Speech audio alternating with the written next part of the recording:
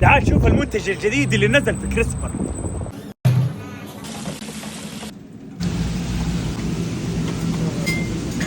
هذه الستريبس حقت كريسبر العادية، الآن نزلوا منتج جديد ناشفيل، بس هذه ترى ما يحطوها في الزيت، وأربع ليفلات من الحرارة. أول ليفل اسمه نو هيت، المفروض هذا ليفل المتعة. صوص اسمه كم باك.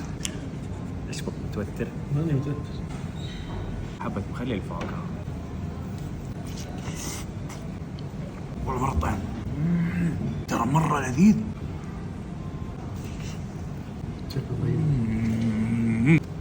اسطوري. الليفل اللي بعده الميديوم، هذا المفروض حرارته يعني تكون خفيفة. خلينا نشوف. بسم الله.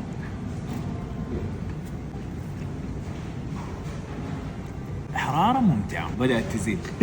بهارات الناشفيل يا أخي مرة لذيذ. هوت. بس حب اقول لك اسمه سو هات. اسمه سو هات.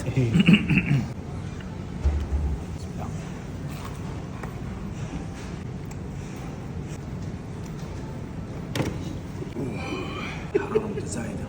تحداك أنا هنا وخلاص ماني قادر. أرسلوا الفيديو الواحد يحب الحار وتحدوه ياكل الإكستريم. طب انا اتحداك. يا والله حار ماني قادر خلاص. نسيت أقول لكم كمان الناشفيل تقدروا تطلبوه في برجر أو تاكوز. يلا سلام.